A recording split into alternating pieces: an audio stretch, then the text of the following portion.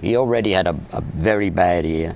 The good ear that he had left was dropping rapidly. Jahrelang haben die Fans spekuliert. Was geschah wirklich? Als Axl Rose für AC/DC-Frontmann Brian Johnson einsprang? War es ein beherztes Eingreifen oder eine drohende Gefahr? Jetzt, im Alter von 70 Jahren, hat Angus Young endlich sein Schweigen gebrochen. Und was er über Axl Rose verriet, machte selbst langjährige Fans fassungslos. Kommentiere mit 1, wenn du Axl unterstützt hast, für AC/DC einzuspringen, oder mit 2, wenn du schon immer dachtest, dass etwas nicht stimmt. Wir wollen uns ansehen, was Angus verraten hat und warum er bis jetzt gewartet hat, um es zu sagen. Im Jahr 2016 musste Brian Johnson mitten in der Tournee aussteigen, weil er ernsthafte Hörprobleme hatte. Da die Auftritte auf dem Spiel standen, traf Angus die mutige und umstrittene Entscheidung, den Guns N' Roses Frontmann Axl Rose hinzuzuziehen. Diese Entscheidung erschütterte die Welt der Rockmusik. In der Öffentlichkeit lobte Angus Axls Energie und Engagement. Doch hinter den Kulissen spielte sich eine ganz andere Geschichte ab, die Angus erst jetzt zu erzählen bereit ist. In einem kürzlich geführten Interview verriet Angus, es war nicht einfach. Axl brachte das Feuer mit, das wir brauchten. Aber es gab immer Spannungen, kreative Spannungen, Ego-Konflikte. Wir waren nicht immer einer Meinung. Er beschrieb späte Proben, widerstreitende Persönlichkeiten und einen, wie er es nannte, unausgesprochenen Machtkampf um den Sound der Band. Angus gab zu, dass er Axls Engagement zu schätzen weiß. Aber er deutete auch an, dass diese Erfahrung die Band fast auseinandergerissen hätte. Er sagte, es gab Momente, in denen ich dachte, wir hätten einen großen Fehler gemacht. Und obwohl die Tournee ein kommerzieller Erfolg war, gestand Angus, dass es eines der emotionalsten Kapitel seiner Karriere war. Wenn Sie die Wahrheit hinter der Musik respektieren, auch die Teile, die keine Schlagzeilen machen, abonnieren Sie unseren Kanal, um tiefer in die Legenden einzutauchen, die die Rockgeschichte geprägt haben. Angus, AC/DC-Guitarist Young, hat erklärt, dass er mit Guns N' Roses Chef Axl Rose an einem neuen Album arbeitet. Eine schockierende Nachricht für die Mitglieder der Rockmusik-Community. Diese Information kommt nach jahrelangen Vermutungen. Nachdem Rose die Band während ihrer Welttournee 2016 begleitet hatte, als Brian Johnson die Band wegen Hörproblemen verließ. Roses Zeit mit der Band fiel mit Johnsons Ausstieg zusammen. Obwohl er große persönliche Verluste erlitten hat, den Tod seines Bruders Malcolm Young, ist Angus Young immer noch derjenige, der die Fackel der legendären Rockband weiterträgt. Es scheint, dass der legendäre Gitarrist von AC/DC, der für sein Schuljungenkostüm und seine kraftvolle Bühnenpräsenz bekannt ist, das herausragende Erbe der Band weiter ausbauen möchte. AC/DC hat weltweit mehr als 200 Millionen Tonträger verkauft, davon 71 Millionen allein in den Vereinigten Staaten. Die Beziehung zu Axl Rose markiert den Beginn eines neuen Kapitels für die in die Rock and Roll Hall of Fame aufgenommenen Musiker, die 2003 zum ersten Mal mit dieser bedeutenden Auszeichnung geehrt wurden. Das Comeback-Album Power Up soll noch im Jahr 2020 erscheinen. Angus Young bestätigt die Zusammenarbeit mit Axl Rose in einem privaten Gespräch. Die unerwartete Quelle war diejenige, die die Möglichkeit einer Zusammenarbeit zwischen dem ikonischen Gitarristen von AC/DC und dem Anführer von Guns N' Roses ans Licht brachte. Rockveteranen aus Australien waren zu Beginn des Jahres 2018 in heller Aufregung, als sie eine Nachricht erhielten, die engagierte Fans auf der ganzen Welt in Erstaunen versetzen würde. Es war Angry Anderson, der Frontman von Rose Tattoo, der zum Überbringer von Informationen wurde, die für Rockfans revolutionär zu sein schienen. In einem Interview mit der Musikwebsite The Rock Pit erzählte Anderson von einem persönlichen Gespräch, das er mit Angus Young hatte. Das Gespräch fand statt, als die beiden zusammen als Vorgruppe von Guns N' Roses auf deren Tournee auftraten. Ich habe Anfang letzten Jahres mit Angus gesprochen, als wir die Zugaben machten und für Guns N' Roses eröffneten. Aber Angus und ich wurden gebeten, die Zugaben zu machen, verriet Anderson im Laufe des Gesprächs. Das scheinbar unbedeutende Gespräch, das hinter den Kulissen zwischen den beiden australischen Rock-Superstars stattfand, wurde entscheidend, als Young angeblich seine Zukunftspläne für AC/DC enthüllte. Anderson behauptet, die Diskussion habe sich organisch entwickelt, während sie sich auf ihren Auftritt vorbereiteten. Wenn beide Künstler bei Veranstaltungen von Guns N' Roses auftraten, kamen sie für Zugaben auf die Bühne, So hatte Anderson die Gelegenheit, Young über seine Zukunftspläne zu befragen. Dieses Gespräch fand etwa zur gleichen Zeit statt, als sich die Besetzung von AC/DC erheblich veränderte, wobei Young das einzige Originalmitglied ist, das noch aktiv mit der Band auftritt. Anderson galt als zuverlässige Quelle für diese Informationen, da er während ihrer parallelen Karrieren in der australischen Musikindustrie berufliche Beziehungen zu Mitgliedern von AC/DC unterhalten hatte. Rose Tattoo, Andersons eigene Band, ist seit den 1970er Jahren eine feste Größe in der australischen Hardrock-Szene. Anderson befragte Young persönlich über seine zukünftigen musikalischen Aktivitäten, was zu der Enthüllung führte, die die Musikindustrie erschütterte. Anderson erinnert sich, dass er ihm sagte: Ich fragte ihn, was wirst du tun? Und er antwortete: Kumpel, ich schreibe ein neues Album. Anderson bezog sich damit auf die Diskussion, die sie führten. Diese Bemerkung allein wäre für AC/DC-Fans schon bemerkenswert gewesen. Aber was danach kam, überraschte die gesamte Musikindustrie. Anderson fuhr fort: Ich dachte, cool. Also fragte ich ihn, wer in der Band sei. Und er sagte: Axl. Diese direkte Antwort mit 3 Buchstaben in Form von Axl löste in der Rockszene Schockwellen aus und deutete an, dass die zeitweilige Allianz zwischen Young und Rose über Live-Auftritte hinausgehen und sich auch auf Studioaufnahmen erstrecken würde. Die Enthüllung sorgte für ein breites Echo in den Musikmedien weltweit. Youngs Worte wurden von Anderson weiter ausgeführt: Brian ist nicht da, Phil ist nicht da, Cliff ist nicht da und leider ist auch Malcolm nicht da. Diese Aussage deutete darauf hin, dass AC/DC ihr Line-Up umstrukturieren würden, wobei Young und Rose als Hauptmitglieder fungieren würden. Spätere Äußerungen von Young selbst widersprachen jedoch dem ersten Bericht, der diese Informationen enthielt. Der Rolling Stone führte 2020 ein Interview mit dem AC/DC-Gitarristen, in dem er sich zu den Umständen der Zusammenarbeit mit Rose äußerte. Es ist nichts wirklich Festes herausgekommen, sagte Young neulich. Young antwortete mit einem klaren Nein auf die direkte Frage, ob sie schon einmal zusammengearbeitet hätten oder nicht. Diese Ereignisse haben nie stattgefunden. Außerdem bedankte sich Young für Roses Einsatz während ihrer 2016 stattgefundenen Tournee. Axl Rose hat uns kontaktiert, um auf der Bühne einzuspringen, sagte Young in einem Interview mit dem Rolling Stone. Was er getan hat, ist etwas, wofür ich ihm auf ewig dankbar sein werde. Er hat fest daran geglaubt, es durchzuziehen. Die Performance, die er abgeliefert hat, war einfach hervorragend. Die Unstimmigkeit zwischen Andersons Bericht und Youngs späterer Klarstellung führte zu einer erheblichen Verunsicherung der Fans. Das anschließende Dementi Youngs zeigte, dass er entweder seine Absichten geändert oder seine Worte an Anderson missverstanden hatte, ungeachtet der anfänglichen Begeisterung über die mögliche Zusammenarbeit. In einem anschließenden Interview erklärte Young die Teilnahme von Rose mit den Worten: Er hatte sich tatsächlich freiwillig gemeldet, denn, um ehrlich zu sein, wussten wir zu diesem Zeitpunkt nicht, was wir in dieser Situation tun würden. Diese Bemerkung bezog sich auf die Teilnahme von Rose an der Rock or Bust Tour nach dem Ausstieg von Brian Johnson. Bei AC/DC bleibt Angus das einzige Originalmitglied. Aufgrund der vielen Besetzungswechsel, die AC/DC im Laufe der letzten 10 Jahre erlebt hat, ist Leadgitarrist Angus Young das einzige Originalmitglied der Band, das derzeit bei der kultigen Rockband spielt.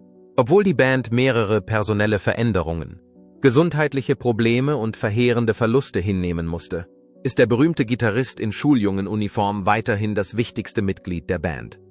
Als AC/DC 2016 bekannt gab, dass Brian Johnson die Band ohne Vorankündigung verlassen würde, war dies ein entscheidender Wendepunkt für die Band. Nach dem Tod von Bon Scott im Jahr 1980 wurde Johnson Mitglied von AC/DC und diente insgesamt 36 Jahre lang als einziger Sänger der Band, bis er die tragische Nachricht erfuhr, die ihm medizinische Experten mitteilten. Am 7. März wurde mir nach einer Reihe von Untersuchungen durch führende Ärzte auf dem Gebiet der Schwerhörigkeit mitgeteilt, dass ich, wenn ich weiterhin in großen Konzertsälen auftrete, das Risiko einer völligen Ertaubung eingehe, erklärte Johnson in einer öffentlichen Erklärung. Vor dieser Enthüllung kämpfte der Sänger bereits seit geraumer Zeit privat mit dieser Krankheit. Die Schwierigkeiten, die Johnson mit seinem Gehör hatte, erschwerten seine Auftritte erheblich. Ich hatte Schwierigkeiten, die Gitarren auf der Bühne zu hören. Und weil ich die anderen Musiker nicht deutlich hören konnte, befürchtete ich, dass die Qualität meiner Darbietung beeinträchtigt werden könnte, verriet er im Detail. Der emotionale Tribut war erheblich. Laut Johnson war der Tag, an dem er seinen Posten verließ, der schwärzeste Tag in meinem Berufsleben. Obwohl er betonte, ich bin kein Drückeberger und ich bringe gerne zu Ende, was ich anfange, machten ihm die Ärzte klar, dass er keine andere Wahl hatte, als nicht mehr auf der Bühne zu stehen. Erhebliche rechtliche Probleme waren die Ursache für den Ausstieg von Phil Rudd, der Schlagzeuger der Band war. Nachdem im November 2014 ein Durchsuchungsbefehl in seiner Wohnung vollstreckt worden war, wurde er wegen Morddrohung, Besitzes von Methamphetamin und Cannabis angeklagt. Diese Anklagen brachten ihn vor Gericht. Es war schwierig, ihn überhaupt dorthin zu bekommen, sagte Angus Young und bezog sich damit auf die Tatsache, dass sein unberechenbares Verhalten zuvor Probleme bei den Aufnahmen von Rock or Bust verursacht hatte. Währenddessen gab Bassist Cliff Williams bekannt, dass er 2016, nach dem Ende der Rock or Bust Tour, in den Ruhestand gehen wird. Der Verlust von Malcolm, die Sache mit Phil und jetzt mit Brian, es ist ein verändertes Tier, gab Williams in einem Interview zu, nachdem er zunächst erklärt hatte, dass sein Rücktritt nicht direkt mit den personellen Veränderungen in der Band zusammenhängt. Williams behauptete zunächst, dass die personellen Veränderungen in der Band keinen direkten Einfluss auf seinen Ausstieg hatten. Es scheint mir, dass dies die beste Vorgehensweise ist. In einem herzlichen Videostatement erläuterte Williams seine Entscheidung und gab bekannt, dass er sich nach 40 Jahren als Mitglied von AC/DC aus dem Tournee- und Musikgeschäft zurückziehen wird. Dies hatte zur Folge, dass Angus Young das einzige Gründungsmitglied der Organisation ist, das noch aktiv an ihr beteiligt ist. Der Rhythmus-Gitarrist Malcolm Young, der Bruder von Angus und Mitbegründer von AC/DC, zog sich 2014 aufgrund einer früh einsetzenden Demenzerkrankung zurück. Dieses Ereignis gilt als der bedeutendste Verlust, der jemals eingetreten ist. Obwohl Malcolm bereits während der Produktion des Albums Black Ice im Jahr 2008 erste Symptome gezeigt hatte, waren diese ursprünglich weiterhin vorhanden. Angus, als er damals die Diagnose erhielt, war es für ihn eine Frage, ob er es tun oder nicht tun sollte. Aber er sagte, ich will es tun und ich werde es so lange tun, wie ich es tun kann. Anfangs informierte die Band niemanden über den Gesundheitszustand von Malcolm und arbeitete 2 Jahre lang an dem Album Black Ice und der anschließenden Tournee weiter. Andererseits verschlechterte sich sein Gesundheitszustand so sehr, dass er nicht mehr in der Lage war, weiterzumachen. Die Probleme, die sich aus Malcolm Youngs Demenz ergaben, führten schließlich zu seinem Tod am 18. November 2017, als er 64 Jahre alt war. Malcolms Einfluss auf AC/DC war unermesslich. Er war Co-Autor bei jedem Song, den die Band veröffentlichte. Beginnend mit ihrem Debüt High Voltage von 1975 bis zu ihrem Album Rock or Bust im Jahr 2014. Nach dem Tod seines Bruders gab Angus folgendes Statement ab. Als sein Bruder ist es schwierig in Worte zu fassen, was er mir mein ganzes Leben lang bedeutet hat. Die Verbindung, die wir hatten, war absolut einzigartig und sehr speziell. Obwohl sich die Besetzung der Band komplett verändert hat, hat Angus Young während dieser schwierigen Veränderungen sein unerschütterliches Engagement für das Vermächtnis der Band beibehalten. Seine Verbindung mit Axl Rose ist nicht nur eine Zusammenarbeit, sondern vielmehr die Fortsetzung der musikalischen Reise von AC/DC. Derzeit ist er das einzige Originalmitglied der Band, das noch lebt. Axl Rose springt während der Tournee 2016 als AC/DC-Frontmann ein. Aus Axl Rose, der Sänger von Guns N' Roses, im Mai 2016 in Lissabon, Portugal, zum ersten Mal die Bühne mit AC/DC betrat, schaute die Rockwelt zu. Dieser Moment war der Beginn einer unerwarteten Allianz, die insgesamt 23 Auftritte lang andauern sollte. Aus gesundheitlichen Gründen musste der langjährige Sänger Brian Johnson mitten in der Tournee aussteigen. So kam es zu einer Zusammenarbeit, die nicht geplant war. Im März 2016 stellten Ärzte Brian Johnson ein vernichtendes Ultimatum. Er müsse seine Auftritte sofort einstellen oder er riskiere, sein Gehör vollständig zu verlieren. Mir wurde mitgeteilt, dass ich, wenn ich weiterhin in großen Hallen auftrete, Gefahr laufe, völlig taub zu werden, so Johnson in seinem Statement. Der Sänger, der seit 1980 Frontmann von AC/DC ist, bezeichnete den Vorfall als den dunkelsten Tag meines Berufslebens. Nach Johnsons Ausstieg befand sich die Band in einer schwierigen Situation. Angus Young, der Gitarrist von AC/DC, stand vor einer schwierigen Entscheidung. Denn er hatte bereits 7 Auftritte in Europa und 10 Shows in den Vereinigten Staaten gebucht, die verschoben worden waren und auf eine Neuansetzung warteten. Als alles unter Dach und Fach war, gab die Band bekannt, dass Axl Rose die verbleibende Strecke ihrer Rock-or-Bust-Tournee absolvieren würde. Roses Auftritte überzeugten schließlich die Massen, auch wenn die Fans sie zunächst zynisch beurteilten. In Belgien und Spanien forderten Hunderte von Anhängern eine Rückerstattung. Obwohl er wegen eines gebrochenen Fußes in einem Hard Rock Davros saß, wie ein Kritiker es nannte, begeisterte Rose durch seine Professionalität und sein stimmliches Können. Der Guardian bemerkte, dass er 2 Stunden lang durchhielt, und weiter hieß es, dass jede Note getroffen und gehalten wurde. Chris Slade, der zuvor Schlagzeuger bei AC/DC war, sagte zu Axl: Axl, ich denke, ehrlich gesagt, er hat einen großartigen Job gemacht, außergewöhnliche Arbeit geleistet. Rose zeichnete sich durch seine Pünktlichkeit bei Auftritten aus. Er kam nur 5 Minuten zu spät zu seinem Debüt, was im Gegensatz zu seinem Ruf steht, während seiner Zeit bei Guns N' Roses unpünktlich zu sein. Cliff Williams, Bassist von AC/DC, erkannte den positiven Einfluss und sagte: Die Energie der Band ist wirklich hoch. Die Ergebnisse sind sehr ermutigend. Die Anwesenheit von Rose, die für langjährige AC/DC-Fans vielleicht am wichtigsten ist, ermöglichte es der Band, ihr Repertoire erheblich zu erweitern. Im Vergleich zu Johnsons eher gleichbleibendem Repertoire spielte die Formation mit Axl während der Europatournee insgesamt 25 verschiedene Songs. Durch die Zusammenarbeit wurden einige Hits aus der Bon Scott-Zeit wieder zum Leben erweckt, nachdem sie jahrelang nicht gespielt worden waren. Touch Too Much wurde von der Band zum ersten Mal in voller Länge live gespielt. Außerdem wurden Rock'n'Roll Damnation und If You Want Blood, You've Got It zum ersten Mal seit 2003 wieder gespielt und Dog Eat Dog war zum ersten Mal seit Dezember 2009 wieder im Repertoire der Setlist enthalten. Diese Entwicklung wurde Rose von Angus Young zugeschrieben. Der erklärte: Mit Axl waren wir in der Lage, einige Songs neu zu mixen, ein paar ältere Songs zu machen und sie einzubauen. Etwas, was wir seit einigen Jahren nicht mehr getan haben. Angus Young erklärt, warum er sich für Axl Rose entschieden hat. Young, der Gitarrist von Angus AC/DC, traf die ungewöhnliche Entscheidung, die Zusammenarbeit mit Axl Rose als Ersatzsänger für die Rock-or-Bust-Tournee 2016 fortzusetzen. Unerwartete Hindernisse während der Tournee veranlassten Young zu dieser Entscheidung. Seine Gründe gingen über die bloße Erfüllung geplanter Engagements hinaus und verrieten viel über seine Persönlichkeit und die Dinge, die ihm am wichtigsten waren. Die Tatsache, dass Angus Young diejenigen, die Karten gekauft hatten, nicht enttäuschen wollte, war der Hauptgrund für sein Handeln. AC/DC hat nie eine Karriere in der Öffentlichkeitsarbeit gemacht. Young sagte: Wir haben nur versucht, die Leute darüber zu informieren, was wir wussten, und wir wollten niemanden in die Irre führen. Er sagte, um ehrlich zu sein, dachten Cliff und ich, nun, zumindest können wir das beenden, wozu wir uns verpflichtet hatten. Young fühlte sich den Fans, die bereits Karten gekauft hatten, gegenüber verpflichtet, im Gegensatz zu den meisten anderen Bands, die ihre verbleibenden Auftritte abgesagt hätten. Während ihrer gesamten Geschichte bewahrten sich AC/DC eine handwerkliche Mentalität, die sich darin zeigte, dass sie sich bemühten, den Ruf der Band als verlässlich zu bewahren.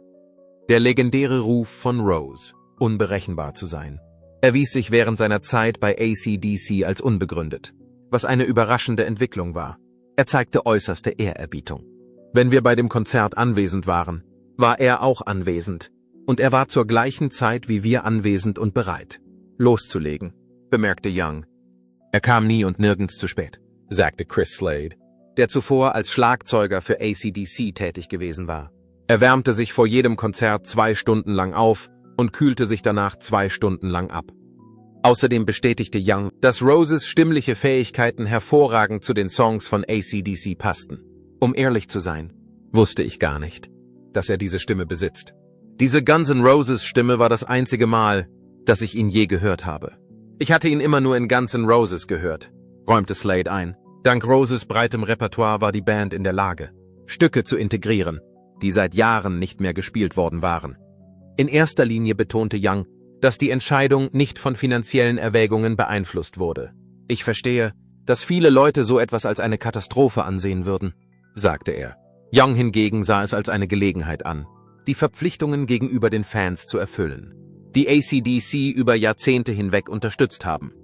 Auf die Frage nach Roses Beteiligung antwortete der Gitarrist: Als Band werde ich ihm dafür immer dankbar sein.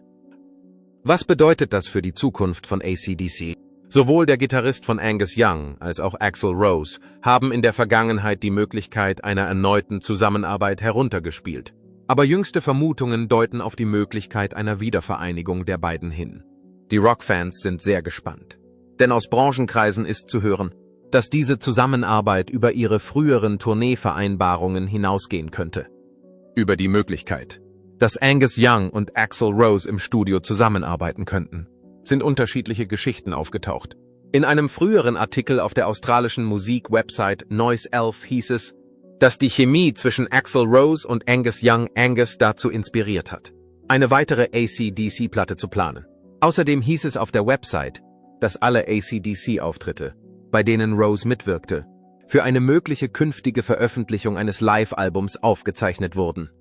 Diese Erkenntnisse widersprachen im Allgemeinen den Behauptungen, die Young selbst aufgestellt hatte. Der AC/DC-Gitarrist bestritt in einem Interview aus dem Jahr 2020 vehement, gemeinsam mit Rose komponiert zu haben. Es ist nichts Handfestes dabei herausgekommen. Und auf die explizite Frage, ob sie gemeinsam Musik geschrieben hätten, antwortete er mit einem schallenden Nein, nein, diese Ereignisse haben nie stattgefunden.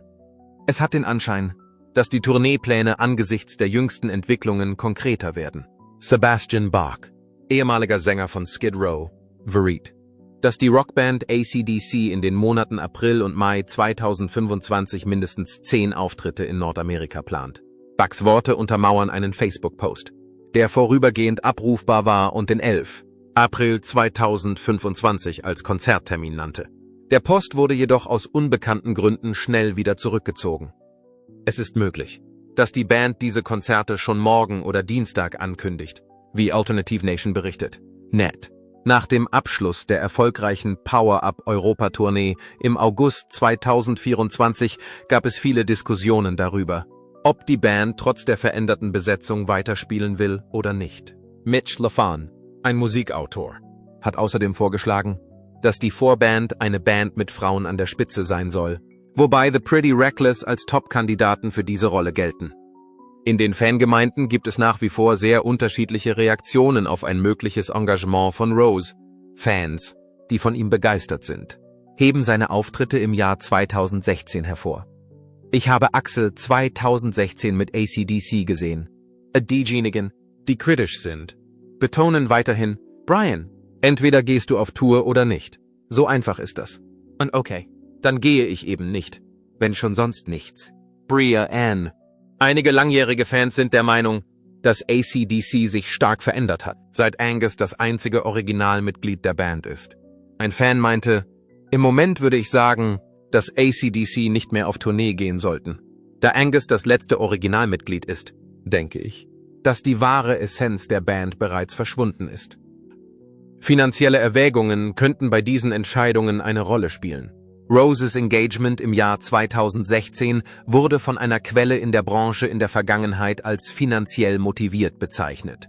Quellen aus der Konzertbranche enthüllten unterdessen, dass die Tournee, die zwischen 2015 und 2016 stattfand, 180 Millionen Dollar einbrachte und über 2,3 Millionen Tickets verkaufte. Was hat er enthüllt? Während seine Gitarre durch die Stadien schrie und seine Riffs Generationen definierten, blieb er bekanntlich wortkarg.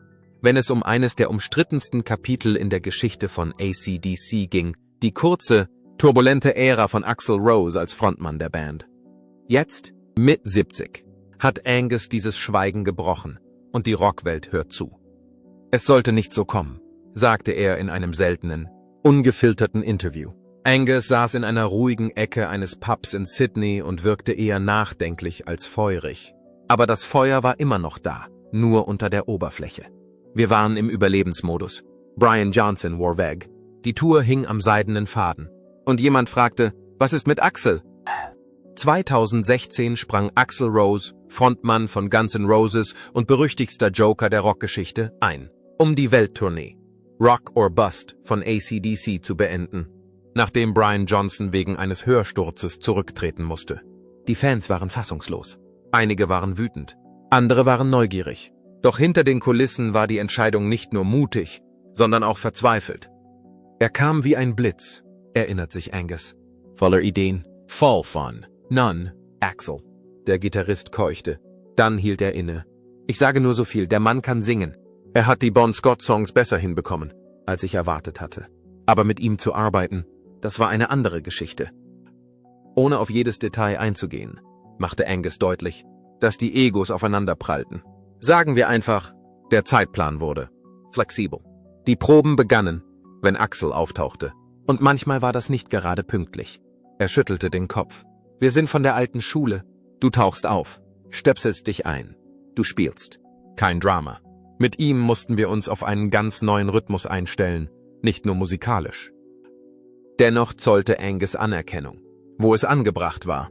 Er hat alles gegeben. Ich werde ihm das nicht abnehmen. Aber es war nicht AC/DC. Eine Zeit lang war es eine sehr laute, sehr seltsame Coverband-Version von uns. Und ich glaube, die Fans haben das auch gespürt. Er gab zu, dass es Spannungen zwischen der Loyalität zu Brian und der Aufrechterhaltung der Maschine gab. Ich respektiere Axl dafür, dass er eingesprungen ist. Aber es war nie für die Ewigkeit gedacht. Wir brauchten unsere Identität zurück. Wir brauchten Brian. Auf die Frage, warum er so lange damit gewartet hat, sich zu äußern, zuckte Angus mit den Schultern. Ich stehe nicht auf Dramen. War ich nie. Aber wenn man älter wird, blickt man zurück und erkennt, dass einige Dinge gesagt werden müssen. Die Fans verdienen die Wahrheit, nicht nur die Schlagzeilen. Jetzt, wo er wieder mit Brian Johnson zusammen ist und wieder im Studio arbeitet, sagt Angus, dass er das Gefühl hat, dass die Dinge endlich wieder auf dem richtigen Weg sind. AC/DC ist eine Bruderschaft, sagte er. Und manchmal gehen Brüder für eine Weile verloren. Aber die bleiben, das ist es, was das Feuer am Brennen hält. Als das Interview zu Ende war, rückte Angus seine Mütze zurecht, nahm eine Gitarre, die an der Wand lehnte, in die Hand und spielte ein schnelles, vertrautes Riff. Es war Back in Black, und zum ersten Mal seit langer Zeit fühlte es sich so an, als wäre er es wirklich. Axl Rose schießt endlich zurück. Als bekannt wurde, dass Angus Young sich endlich geäußert hatte und hinter die Kulissen der kurzen Axl Rose-Ära von AC/DC blickte, ging das Internet hoch. Die Schlagzeilen schrien, Angus entlarvt Axl, und die Fans spekulierten, kam der ganzen Roses Frontmann mit der berühmtesten und diszipliniertesten Band der Rockgeschichte aneinander? Haben Egos die Tour entgleisen lassen? War Axl wirklich nur ein Platzhalter für das AC/DC-Erbe?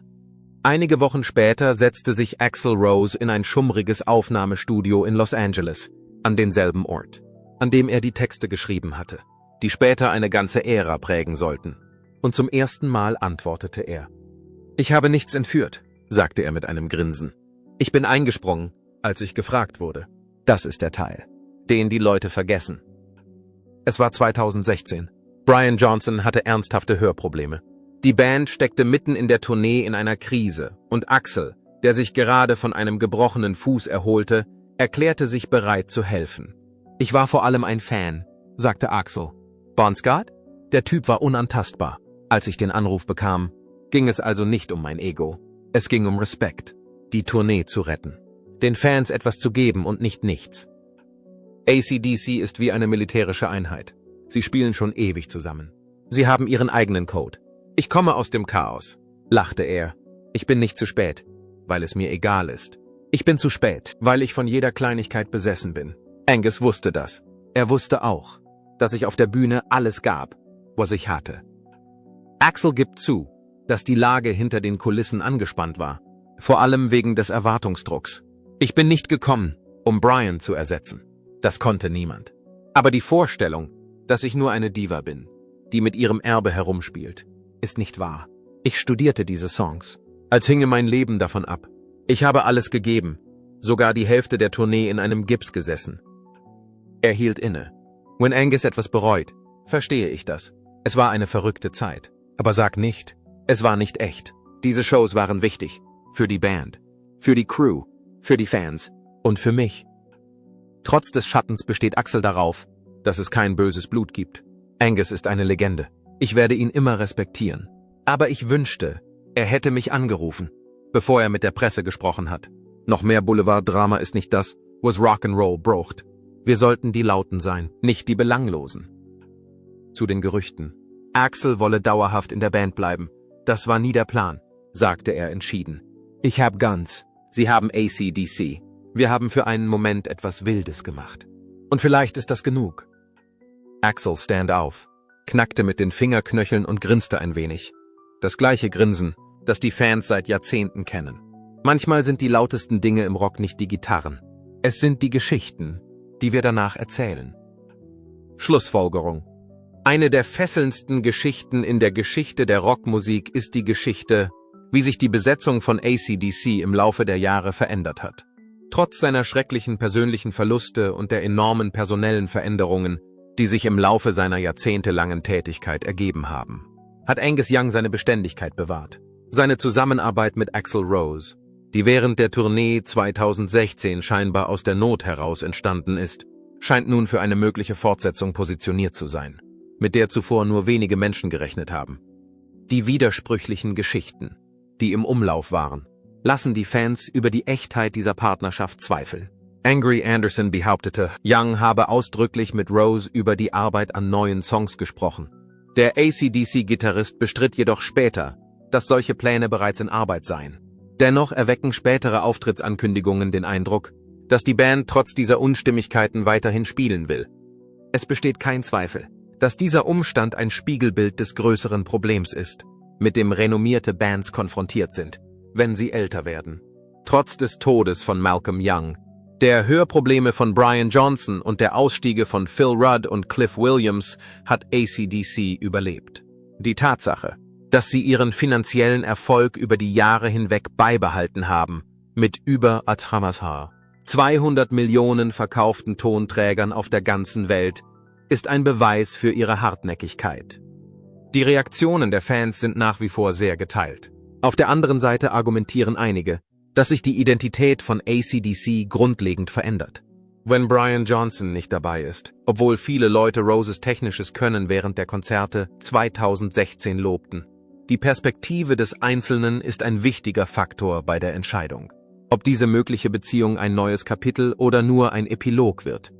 Obwohl AC/DC mit dieser unerwarteten Besetzung weitermachen können, stehen sie vor der Herausforderung, ihr Vermächtnis zu bewahren und sich gleichzeitig an die Realitäten der Gegenwart anzupassen, ohne ihre Integrität zu verlieren.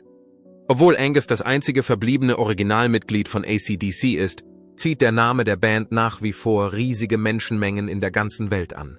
Die Band wird ihren festen Platz in der Rockgeschichte behalten, unabhängig davon, wie das nächste Kapitel aussehen wird, auch wenn sich die Band selbst vor unseren Augen weiterentwickelt.